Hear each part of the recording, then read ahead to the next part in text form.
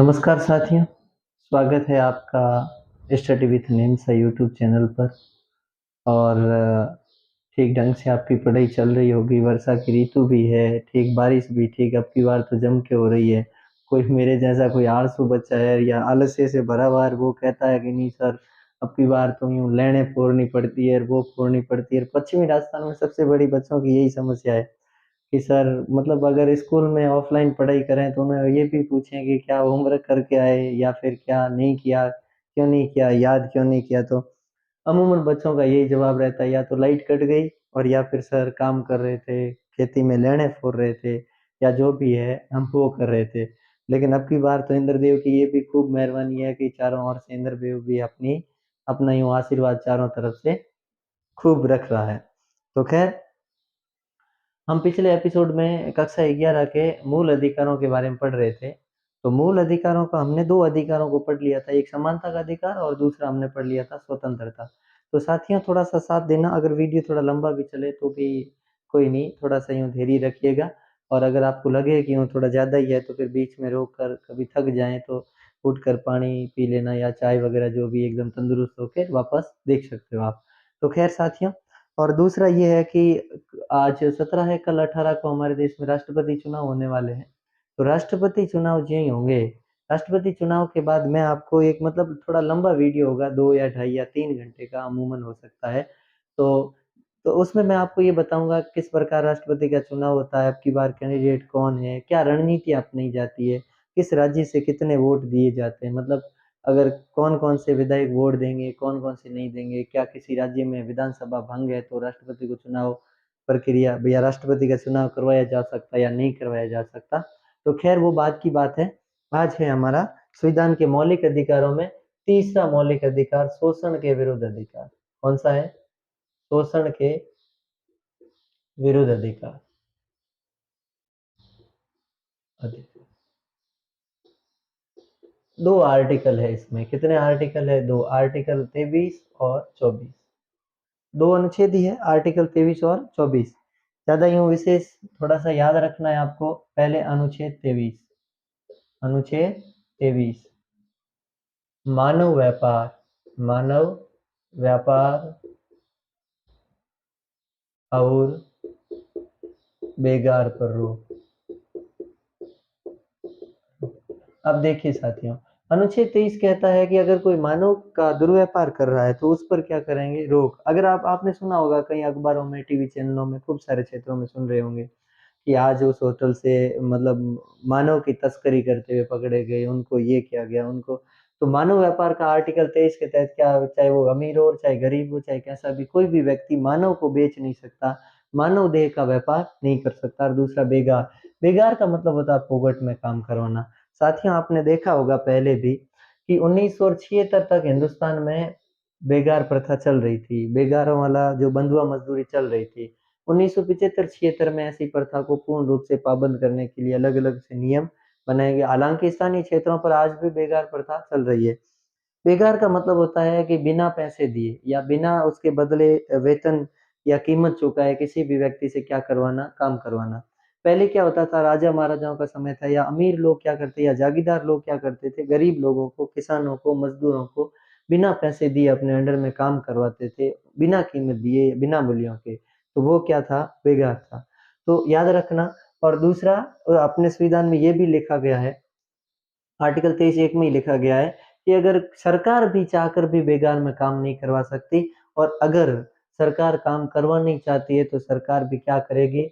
विधि बनाएगी। क्या बनाएगी? विधि बनाकर बेगार में क्या करवा सकती है? काम करवा सकती है। मान लो साथियों को उदाहरण, भारत और पाकिस्तान की सीमा पर क्या छिड़ जाए? विवाद छिड़ जाए।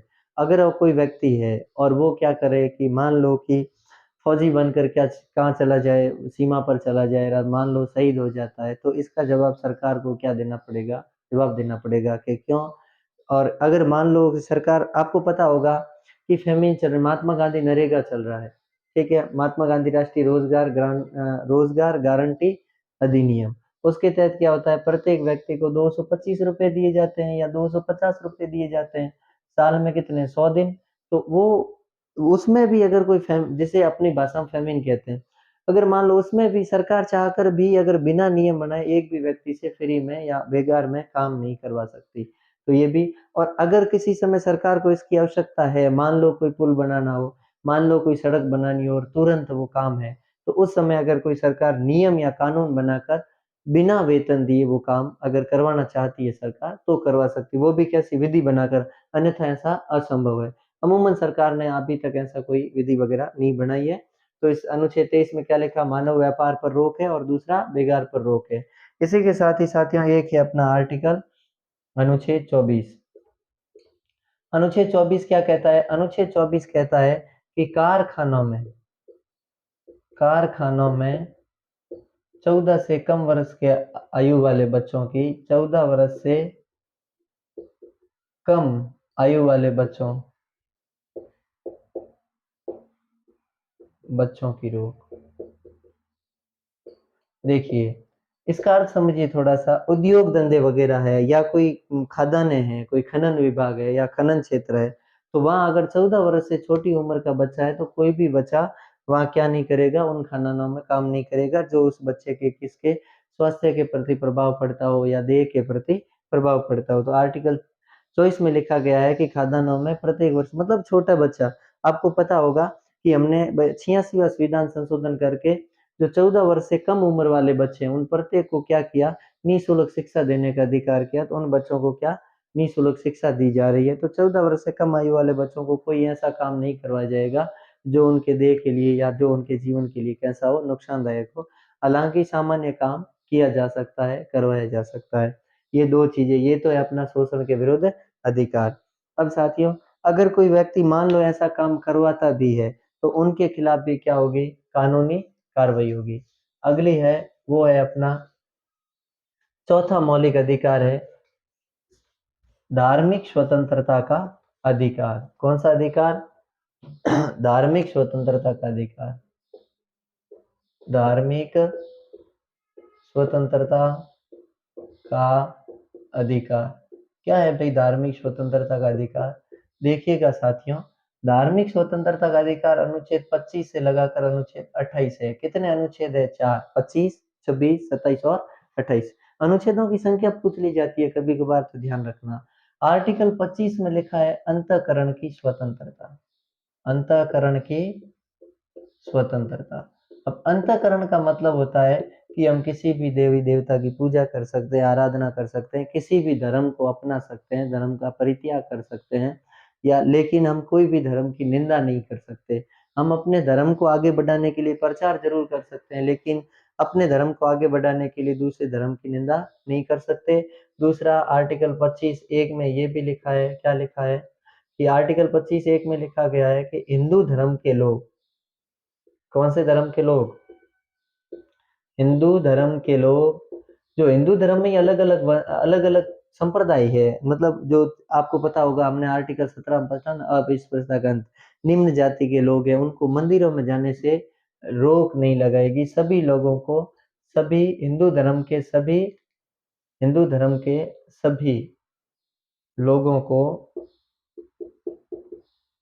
मंदिरों में जाने की छूट होगी। मंदिरों में प्रवेश की क्या होगी? छूट होगी। आपको पता होगा ये ऐसा क्यों लिखा, क्योंकि डॉक्टर बी.आर. अम्बेडकर वगैरह जिस समय तमिलनाडु में रहते थे, वे एक मंदिर, मतलब एक तालाब में पानी पी लिया तो भी वहाँ के लोगों ने मतलब यहाँ यूं दंगा शुरू कर दिया था, या फिर मंदिरों में प्रवेश करते थे तब भी वो आंदोलन कर देते थे, लड़ाइयाँ कर देते थे, मार देते थे। तो कोई भी ऐसा कदम नहीं उठाएगा। मतलब आर्टिकल 25 में ये भी लिखा है हिंदू धर्म में भी कोई मतलब निम्न वर्गीय या उच्च वर्गीय को लेकर ऐसा कोई विवाद नहीं होगा। सभी व्यक्तियों को मंदिरों में जाने की क्या है? छूट है। इसी के साथ ही आर्टिकल 25 में लिखा गया है, क्या लिखा गया है कि सिख धर्म के व्यक्तियों को, सिख धर्म के अनुयायियों को सिख धर्म के अनुयायियों को कटार रखने की छूट, कटार रखने की क्या है? छूट। आपको पता होगा कटार रखने की छूट, आपने कहीं कहीं पढ़ा होगा पिछली छोटी कक्षाओं में, क्या पढ़ा कि सिख धर्म का अगर कोई भी व्यक्ति है, अर्थात कोई सिख है और उसके सिर पर हेलमेट ना होकर पगड़ी है, क्या है? पगड़ी है, तो उस पर कोई कानूनी कार्रवाई नहीं की जा सकती।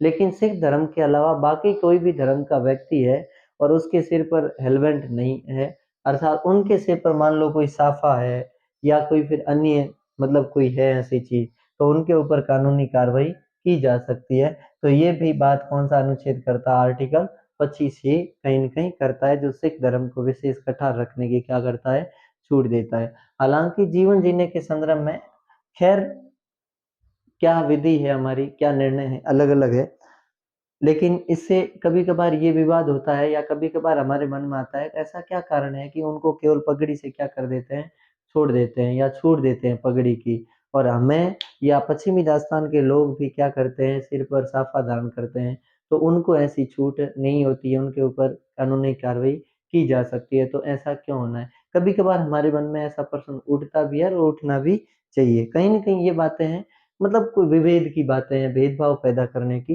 बातें हैं। तो आर्टिकल 25 में है अंतःकरण, याद रखिएगा। अंतःकरण का मतलब है हम किसी भी धर्म की उपासना कर सकते हैं, किसी भी धर्म को अपना सकते हैं, त्याग सकते हैं, लेकिन किसी दूसरे धर्म की निंदा नहीं कर सकते। और हिंदू धर्म में जितने भी लोग हैं वे सभी मंदिरों में प्रवेश कर सकते हैं, उनको प्रवेश में कोई बाध्यता नहीं होगी। और इसी में लिखा है कि सिख धर्म के जो अनुयायी है उनको कटार रखने की क्या है, छूट है। ये तो आर्टिकल 25 था। अब अनुच्छेद 26। अनुच्छेद 26 और अनुच्छेद 25 दोनों एक दूसरे के मतलब उपबंध में ही है, अब संबंध में ही है। आर्टिकल 26 में लिखा गया है कि कोई धर्म संबंधी विवाद है, धर्म संबंधी विवाद, तो उसका निपटारा उसी धर्म के बड़े लोग कर सकते हैं। विवाद का निपटारा समझा इस द्वारा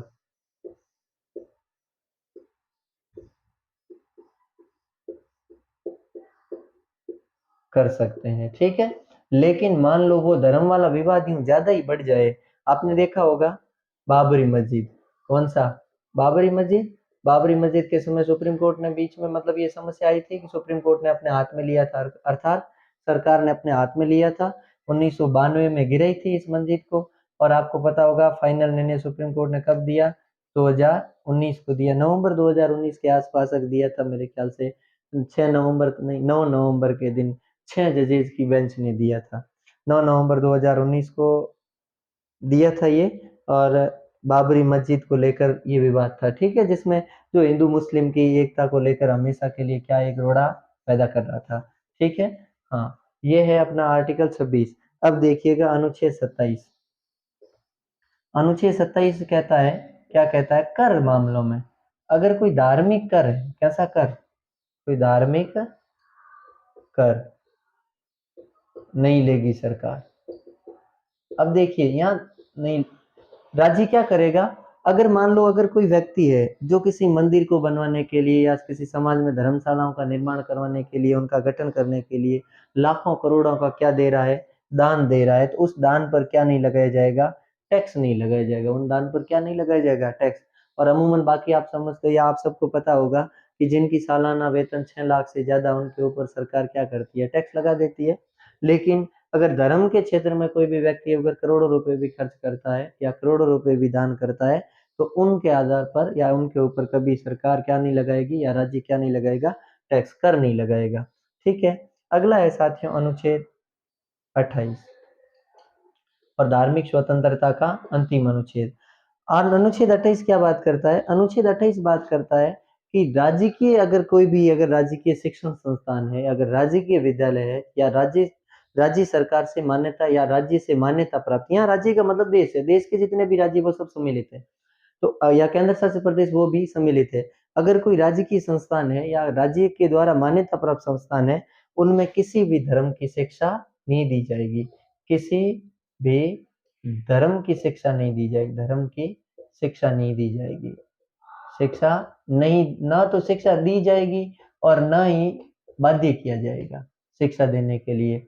ऐसा नहीं किसी मान्यता मतलब भारत सरकार या राजस्थान सरकार ने किसी मतलब विद्यालय से मान्यता प्राप्त है, और अगर वो विद्यालय उस विद्यालय मान लो कि उसका प्राचार्य या प्रिंसिपल सर है वो मुस्लिम संप्रदाय के हैं, तो वो जबरदस्ती वहां नहीं कह सकते कि मुस्लिम धर्म की क्या दी जाए, सभी बच्चों को शिक्षा दी जाए। और ऐसा अगर हिंदू धर्म का है तो वो ये भी नहीं कह सकता कि मुस्लिम धर्म की शिक्षाओं को नहीं पढ़ाया जाए या केवल और केवल हिंदू धर्म को बढ़ावा दिया जाए, ऐसा किसी भी विद्यालय में नहीं होगा। ये बात कौन सा अनुच्छेद करता है? अनुच्छेद 28, कि राजकीय शिक्षण संस्थाओं में किसी भी धर्म की शिक्षा को नहीं दिया जाएगा और न ही किसी धर्म की शिक्षा देने के लिए विद्यार्थियों को क्या किया जाएगा? बाध्य किया जाएगा। और न ही किसी धर्म की शिक्षा देने के लिए विद्यार्थियों को क्या जाएगा? विद्यार्थियों को बाध्य किया जाएगा। दोनों चीजें हैं, ठीक है। तो आर्टिकल 25 में अंतःकरण की स्वतंत्रता, अंतःकरण की स्वतंत्रता के साथ ही हिंदू धर्म में भी जितनी अलग अलग जो पंथ है उन पंथों के लोगों को भी क्या है? मंदिरों में जाने का प्रवेश रहेगा। और दूसरा, अनुच्छेद 25 के तहत ही सिखों को कटा रखने की छूट है। और इसके साथ आर्टिकल 26 में धर्म संबंधी कोई विवाद है वो उसका निपटारा खुद भी कर सकते हैं। और अगर कोई मान लो कि कोई हमने अनुच्छेद 26 में ये भी लिखा गया है कोई हमने धर्मशालाएं बनाई है तो उनका नियंत्रण भी धर्म के लोगों के अनुसार कर सकते हैं। ये भी आर्टिकल 26 में। आर्टिकल 27 में है कि अगर कोई मान लो कि दान के ऊपर है कि किसी भी मंदिर को या किसी भी धर्म को धर्मशाला बनाने के लिए लाखों करोड़ों का अगर कोई व्यक्ति दान दे रहा है तो उसके ऊपर कर नहीं लगाया जाएगा। और दूसरा, अनुच्छेद 28 में लिखा गया है कि किसी भी राज्य शिक्षण संस्थाओं में किसी भी धर्म की शिक्षा नहीं दी जाएगी और न ही किसी भी धर्म की शिक्षा देने को विद्यार्थी को क्या किया जाएगा? बाध्य किया जाएगा। इन दोनों से परे रखा गया है। हालांकि कुछ विशेष परिस्थितियों के आधार पर सरकार ऐसा कर सकती है। ठीक है, ओके भाई। अब देखिए, ये तो है अपना धार्मिक स्वतंत्रता का अधिकार। इसके बाद में है वो है संस्कृति एवं शिक्षा का अधिकार, शिक्षा एवं संस्कृति का अधिकार। ये अधिकार अल्पसंख्यकों के लिए है। किसके लिए है? अल्पसंख्यकों के लिए। कौन सा? शिक्षा एवं संस्कृति का अधिकार, शिक्षा एवं संस्कृति का अधिकार, संस्कृति का अधिकार। कितने आर्टिकल है इसमें भाई? 29 और 30, दो अनुच्छेद है। अनुच्छेद 29, अनुच्छेद 29 क्या कहता है? अनुच्छेद 29 कि अगर कोई भी धर्म का व्यक्ति है, अल्पसंख्यक है, अल्पसंख्यक अपनी भाषा, संस्कृति, धर्म की रक्षा कर सकता है, रक्षा कर सकता है और बढ़ावा भी दे सकता है, बढ़ावा भी दे सकता है। मतलब राज्य इनके भाषा को, संस्कृति को, धर्म को संरक्षण प्रदान करेगा। मतलब इनके साथ ये विशेष तौर से अल्पसंख्यकों के लिए ही है। किनके लिए? अल्पसंख्यकों के लिए। अगर आपको पूछ ले कि भारतीय संविधान का कौन सा मौलिक अधिकार अल्पसंख्यकों के लिए है, अल्पसंख्यकों के लिए है, तो वो कौन सा है भाई? शिक्षा एवं संस्कृति का अधिकार। तो इसमें एक तो लिखा गया अल्पसंख्यकों को अपनी भाषा, संस्कृति और धर्म की रक्षा करने के लिए क्या है? रक्षा कर सकते हैं और इसको बढ़ावा भी दे सकते हैं। इसके साथ ही आर्टिकल है अनुच्छेद 30 और अनुच्छेद 30 में क्या लिखा है साथियों? अनुच्छेद 30 में बात कर रखी है कि ये अपने धर्म की शिक्षा देने के लिए शिक्षण संस्थान भी खोल सकते हैं। शिक्षण संस्थान में धर्म की शिक्षा, शिक्षा और इसके लिए सरकार या राज्य, मतलब राज्य मान लो, राज्य अनुदान भी देगा। अनुदान मतलब पैसे भी देगा बढ़ावा देने के लिए, क्योंकि इनको अलग से रक्षा करने के लिए ऐसा किया गया है। ठीक है, तो 29 में अल्पसंख्यक अपनी भाषा, संस्कृति और धर्म की रक्षा कर सकते हैं, बढ़ावा दे सकते हैं। आर्टिकल 30 में इन्हें राज्य क्या करेगा? शिक्षण संस्थाओं में धर्म की शिक्षा देने की छूट देगा और इसके लिए सरकारें क्या करेगा? राज्य अनुदान भी देगा। मतलब अपनी ओर से अलग से कर भी, इनको अलग से पैसा भी देगा। जैसे मदरसों में शिक्षाएं दी जा रही है, राजस्थान में दिया जा रहा है मदरसों में शिक्षाओं वाला मामला, तो ये इसी के तहत दिया जा रहा है। और अगर सरकार अलग से दर दे रही है अगर इनको पैसे, तो वो भी इन्हीं के आधार पर दे रही है। अब अंतिम है वो है साथियों आपके संवैधानिक उपचारों का अधिकार और भारतीय संविधान का सबसे महत्वपूर्ण अनुच्छेद। कौन सा अनुच्छेद? संवैधानिक उपचारों का अधिकार, ये तो अपना मौलिक अधिकार है, और संवैधानिक उपचारों के अधिकार को अनुच्छेद 32 में रखा गया है। संवैधानिक उपचारों का अधिकार, संवैधानिक उपचारों का क्या अधिकार, संवैधानिक उपचारों के अधिकार में कौन सा अनुच्छेद है? अनुच्छेद 32। अनुच्छेद 32 याद रखना। संवैधानिक उपचारों के अधिकार के बारे में डॉक्टर बी आर अम्बेडकर बात करते हैं। डॉक्टर बी आर अम्बेडकर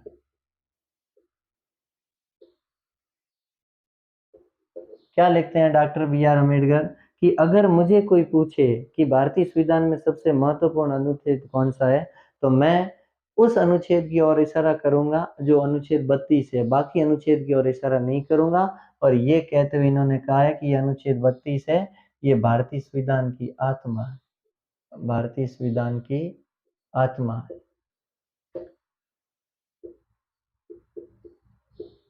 हृदय और आत्मा का है। कौन से अनुच्छेद को? अनुच्छेद 32 को। प्रश्न पूछ लिया जाएगा संवैधानिक उपचारों के अधिकार को किसने भारतीय संविधान का हृदय या आत्मा कहा है? तो डॉक्टर बी आर अम्बेडकर ने। एक और याद रखना, भारत के भूतपूर्व मुख्य न्यायाधीश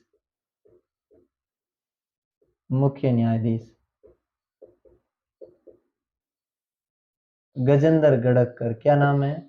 गजेंद्र गड़क्कर ने इस अनुच्छेद को कहा है, अनुच्छेद 32 को कहा है कि प्रजातांत्रिक भवन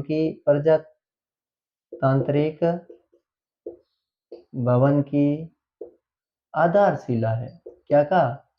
आधारशिला है। आपको अब देखिए साथियों, हमें इसमें पहले तो दो चीजें हैं। संवैधानिक उपचारों का अधिकार कौन से अनुच्छेद में? 32 में। अनुच्छेद 32 को डॉक्टर भीमराव अम्बेडकर ने, बी आर अम्बेडकर ने क्या कहा? भारतीय संविधान की हृदय और आत्मा का। इसके साथ ही भारत के सर्वोच्च न्यायालय के पूर्व मुख्य न्यायाधीश, भूतपूर्व मुख्य न्यायाधीश। देखो, पूर्व का मतलब होता है कि जो अभी है, वर्तमान में कौन है? एन वी रमना है। एन वी रमना से पहले कौन थे? वो पूर्व। और मान लो इससे भी पहले के हैं तो वो क्या हो गए? भूतपूर्व मुख्य न्यायाधीश। और इनके बारे में आप सब समझते हो, सरपंच है हमारे इलाके के, सरपंच है, पार्षद है, प्रधान है, तो उसके खूब यूं गाड़ियों पे लिखा आ रहा है पूर्व सरपंच है, भूतपूर्व सरपंच है। तो ये सारा का सारा मैटर यही है। तो भारत के भूतपूर्व मुख्य न्यायाधीश गजेंद्र गड़क्कर ने क्या कहा? प्रजातांत्रिक भवन की आधारशिला। कौन से अनुच्छेद को? 32 को। कौन सा मौलिक अधिकार है? भारतीय संविधान का छठा मौलिक अधिकार, जिसका नाम है संवैधानिक उपचारों का अधिकार। आर्टिकल 32 के तहत रिट जारी की जाती है किसमें? सुप्रीम कोर्ट में। किसमें? Supreme court. और सुप्रीम कोर्ट ये सबसे महत्वपूर्ण क्यों है साथियों? कि अगर किसी भी मौलिक अधिकार का उल्लंघन होता है, उस उल्लंघन का, इन सभी मौलिक अधिकारों का रक्षक है ये, सभी मौलिक अधिकारों का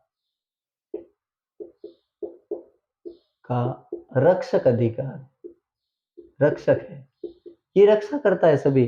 क्यों? क्योंकि इसमें 5 रिटें दे रखी हैं। कितनी रिटें? 5। आप कभी पढ़ोगे आगे कि एक आर्टिकल 32 में जो सुप्रीम कोर्ट के पास शक्ति है, और आर्टिकल मतलब 226 में किसके पास है? उच्च न्यायालय, हाई कोर्ट के पास शक्ति है रिट जारी करने की। ठीक है, ये इनके मतलब, अब देखिएगा, तो ये तो हो गया साथियों। अब कौन कौन सी रिटें जारी कर सकता है? कौन? संवैधानिक उपचारों का अधिकार, मौलिक अधिकार है, जो कौन कौन सी रिटें जारी कर सकता है? अनुच्छेद 32(2) में कितनी रिटें हैं? 5। नंबर 1, बंदी प्रत्यक्षीकरण। बंदी प्रत्यक्षीकरण बहुत महत्वपूर्ण है साथियों, बंदी प्रत्यक्षीकरण। और मतलब 5 है, पांचों में से एक आध प्रत्येक परीक्षा में पूछता जाएगा, चाहे वार्षिक परीक्षा हो चाहे अर्धवार्षिक परीक्षा हो। और आरएएस आईएएस तक भी कभी कभार प्रश्न पूछ लिया जाता। पिछली बार मेरे ख्याल से यही प्रश्न आरएएस में मुख्य परीक्षा में पूछा था, बंदी प्रत्यक्षीकरण का अर्थ। बंदी प्रत्यक्षीकरण वो होता है, बंदी प्रत्यक्षीकरण उस व्यक्ति के अनुरोध पर लाया जाता है, इसे हैबियस कॉर्पस कहते हैं। हैबियस कॉर्पस, ठीक है। ये उस व्यक्ति के अनुरोध पर लाया जाता है, उसे गिरफ्तार अवैध तरीके से किया गया है या वैध तरीके से, अवैध या वैध तरीके से, ठीक है, उस व्यक्ति के लिए लाया जाता है। और याद रखना साथियों, इसके साथ ही बंदी प्रत्यक्षकरण का अर्थ होता है सशरीर उपस्थित करना, सशरीर उपस्थित करना। अब साथियों देखिएगा, अभी मैं इसकी परिभाषा ठीक ढंग से लिखाऊंगा, बोल के लिखा दूंगा, आप लिख देना। बंदी प्रत्यक्षकरण एबियस कार्पस, ठीक है, ये उस व्यक्ति द्वारा मतलब उस व्यक्ति के कहने पर जारी किया जाता है। अगर कोई व्यक्ति को अवैध तरीके से लगता है मुझे अवैध तरीके से क्या किया है, गिरफ्तार किया है, तो वो क्या करेगा, तो वो अपने बंदी प्रत्यक्षकरण के जरिए रिट जारी करेगा और फिर उच्च न्यायालय, फिर न्यायालय उसे क्या करेगा, उस व्यक्ति को सशरीर उपस्थित करवाएगा और फिर उसकी जांच करेगा उसे गिरफ्तार वैध तरीके से किया गया है या अवैध तरीके से। अगर उसे वैध तरीके से किया गया तो उसके ऊपर कानूनी कार्रवाई करेगा। अगर अगर अवैध तरीके से किया गया मतलब बिना गलती उसे गिरफ्तार किया गया है, तो फिर उसे वो क्या करेगा, न्यायालय लाने गिरफ्तार करने वाले को फटकार लगाएगा और इस व्यक्ति को क्या कर देगा, छोड़ देगा, मुक्त कर देगा। तो अगर बंदी प्रत्यक्षकरण की परिभाषा लिखना चाहते हो तो बंदी प्रत्यक्षकरण परिभाषा ये है कि यह रेट उस व्यक्ति के, यह रेट उस व्यक्ति के, यह रेट उस व्यक्ति के कहने पर लाई जाती है जिसे लगता है कि उसे अवैध तरीके से गिरफ्तार किया गया है, जिसे अवैध तरीके से गिरफ्तार किया गया है। तब न्यायालय उस व्यक्ति को अपने सामने पेश करवाएगा तथा उसकी जांच करेगा कि उसे वैध तरीके से गिरफ्तार किया गया है या अवैध तरीके से। अगर वैध तरीके से गिरफ्तार किया गया है तो उसे क्या करेंगे भाई, उसे वैध तरीके से किया गया है तो कानूनी कार्रवाई सजा कर देंगे उसे, और अवैध तरीके से किया है तो उसको क्या कर देंगे, मुक्त कर देंगे। ठीक है, ये तो है बंदी प्रत्यक्षीकरण। अब दूसरा है आपके परमादेश। क्या है, परमादेश। परमादेश का अर्थ होता है आदेश देना। इसमें है कि ये परमादेश है, ये किसी अधिकारी को दिया जाता है न्यायालय के द्वारा। इसमें परमादेश, ये आदेश न्यायालय उस अधिकारी को देता है जिसे अपने कर्तव्य पालन करने को कहा जाए। क्या कहा जाए, कर्तव्य पालन करने बात करता है। अगर मान लो, अगर मान लो कि कोई व्यक्ति है वो अपने, या कोई अधिकारी है वो अपने कर्तव्य का पालन नहीं कर रहा है, तो उस समय न्यायालय क्या करता है, हाई कोर्ट या सुप्रीम कोर्ट क्या करता है, परमा आदेश के जरिए उस व्यक्ति को अपने कर्तव्य पालन करने की बात करता है। आप अपना क्या कीजिए, कर्तव्य पालन कीजिए। ये परमादेश है। तीसरा है वो प्रतिषेध है। कौन सा है, प्रतिषेध। प्रतिषेध में क्या होता है साथियों, प्रतिषेध का मतलब होता है रोकना। प्रतिषेध का मतलब क्या होता है, रोकना। प्रतिषेध में क्या करता है सुप्रीम कोर्ट या हाई कोर्ट, वो अपने अधीनस्थ न्यायालयों को, ये भी अधिकारियों को ही कहते हैं, अपने अधीनस्थ अधिकारी या अधीनस्थ न्यायालय को ये बताता है कि आप जो बात कर रहे हो वो मामला आपके क्षेत्र का नहीं है, इसलिए आप उस मामले की या उस पर जो उसकी सुनवाई क्या कर लें, रोक दें। तो उनके ऊपर बाध्यता मतलब रोक लगाता है, पाबंदी लगाता है, वो क्या करता है, प्रतिषेध, मतलब रोकना या रोक लगाना। अगर हाई कोर्ट करता है, सुप्रीम कोर्ट रोक लगा देता है। मान लो प्रतिषेध, उदाहरण के लिए कि आपको पता होगा कि सुप्रीम कोर्ट के अपीली या प्रारंभिक सुप्रीम कोर्ट के प्रारंभिक क्षेत्राधिकार कौन कौन से या प्राथमिक क्षेत्राधिकार कौन से। अगर दो राज्यों के मध्य विवाद हो जाए तो क्या करेगा, उसमें सीधा सुप्रीम कोर्ट अपना काम करेगा, हाई कोर्ट नहीं करेगा। और मान लो ऐसे मामले में कोई हाई कोर्ट करता है, या फिर केंद्र और राज्य के मध्य विवाद चल रहा है और उसमें हाई कोर्ट करता है, तो उस समय, और हाई कोर्ट किसी राज्य के पक्ष में है या फिर कोई मामला दूसरा है, तो उस समय सुप्रीम कोर्ट हाई कोर्ट को ये कहते हुए प्रतिषेध के जरिए रिट लगाएगा। क्या रिट लगाएगा कि ये काम आपके अधिकार क्षेत्र से बाहर है, इसीलिए इसे आपको नहीं करना चाहिए। तो ये भी किसी अधिकारी के ऊपर। और दूसरा, ये अधिकारी के ऊपर भी लगाया जा सकता है। कैसे, कि मान लो कोई तहसीलदार है, कोई तहसीलदार है, और जो तहसीलदार फिर भी क्या कर रहा है, उस मामले में अपना निर्णय दे रहा है, और वो तहसीलदार के क्षेत्र का निर्णय है ही नहीं, तो उस समय भी कोर्ट या न्यायालय उसे के ऊपर क्या करेगा, प्रतिषेध के जरिए रोक लगाएगा। चौथा है उत्प्रेषण। उत्प्रेषण, उत्प्रेषण का मतलब होता है कि उत्प्रेषण उस समय जारी किया जाता है जब उच्च न्यायालय या सर्वोच्च न्यायालय अपने निचले स्तर के न्यायालय या अधिकारियों को क्या करता है, उनके पास जो भी विषय है उन विषयों का हस्तांतरण, विषयों का हस्तांतरण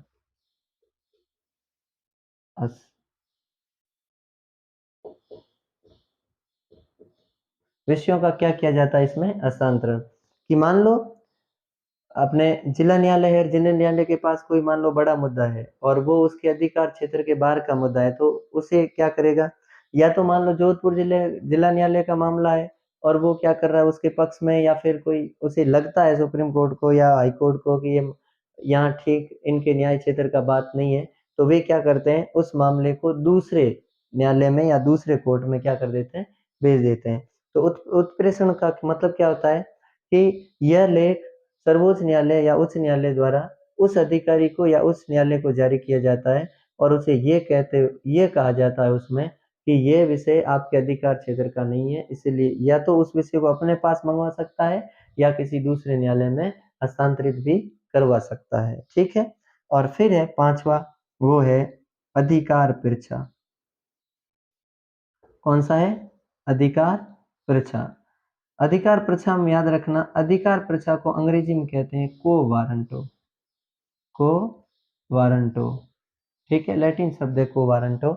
अधिकार, कभी कभार अधिकार पूछा ही नहीं जाता, सीधे ही पूछ लेते हैं को वारंटो। क्या पूछ लेते हैं, को वारंटो। और दूसरा हेबियस कार्पस मतलब बंदी प्रत्यक्षीकरण, और अधिकार परीक्षा मतलब को वारंटो। अधिकार परीक्षा ये उस व्यक्ति के ऊपर जारी की जाती है या ये रिट तब जारी होती है जब कोई व्यक्ति मतलब अवैधानिक तरीके से किसी पद को क्या कर लेता है, ग्रहण कर लेता है। तो उस व्यक्ति को पूछा जाता है कि आपने कौन से नियमों के जरिए क्या किया, ये पद ग्रहण किया है। और जब तक इसका वो पूर्ण रूप से मतलब न्यायाधीश को या कोर्ट को या न्यायालय को क्या करता है, मतलब पूर्ण रूप से ठीक प्रकार से उत्तर या सहमत नहीं कर देता अपने उत्तर से, तब तक वो व्यक्ति पद से मतलब पद धारण नहीं करेगा। तथा दूसरा हो सकता है सुप्रीम कोर्ट इसके ऊपर कार्रवाई कर ले।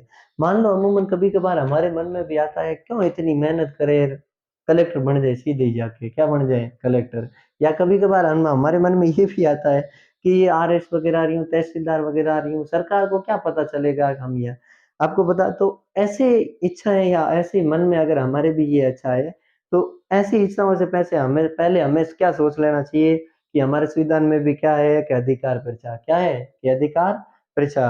अधिकार परीक्षा के माध्यम से हमें पूछेंगे, चले तो जाएंगे एसपी 5 मिनट में बन जाएंगे, लेकिन वापस एसपी का जो खुलासा होगा तो लगेगा क्या तो कैसा आदमी है, फैमिली वाला मजदूर है, तो फिर मामला गड़बड़ होगा साथियों। इससे तो भला है मेहनत से क्या बनो, एसपी क्या मास्टर बनो, वो भी क्या है, अच्छा है। और दूसरा इसमें ये भी हो सकता है कि अगर कभी कभार क्या होता है किसी मतलब कोई अपने चहेता होता है या कोई अपना संबंधी होता है, उसे क्या करते हैं कि ज्यादा अनुभवी व्यक्ति को उससे पहले मतलब जिसने ज्यादा सेवा दी है उससे पहले, जेएनयू का मामला है 2 साल पहले का, अगर आपको कोई कुछ याद आ तो, जय नारायण व्यास विश्वविद्यालय, उसमें किसी प्रोफेसर को मतलब यूं ज्यादा ऊपरी पद दे दिया था, हालांकि उससे ज्यादा अनुभवी व्यक्ति एक और प्रोफेसर बैठे थे। तो फिर उसमें अधिकार परीक्षा के तहत उन्होंने ऐसा किया और फिर न्यायालय उसे पूछता है कि आपने कौन से नियमों के जरिए ये काम किया है। तो खैर उस समय अधिकार परीक्षा का क्या होता है, प्रयोग होता है। तो संवैधानिक उपचारों के अधिकार में कितने प्रकार की डिटेल दी गई है, 5 प्रकार की।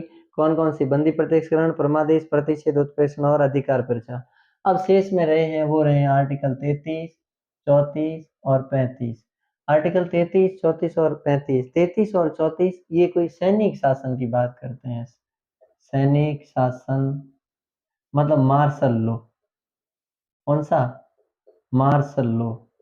ठीक है। दूसरा याद रखिएगा, सभी मौलिक अधिकार है वो सभी मौलिक अधिकार भारतीयों को तो प्राप्त है, लेकिन सभी मौलिक अधिकार विदेशियों को प्राप्त नहीं है। दूसरा एक और, अगर देश में क्या हो, देश में आपातकाल लगा हुआ हो, क्या लगा हो, आपातकाल, आपातकाल लगा हुआ हो, उस समय मौलिक अधिकारों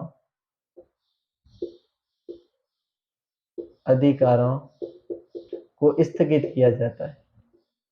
क्या किया जाता है? स्थगित किया जाता है। कौन करता है भाई?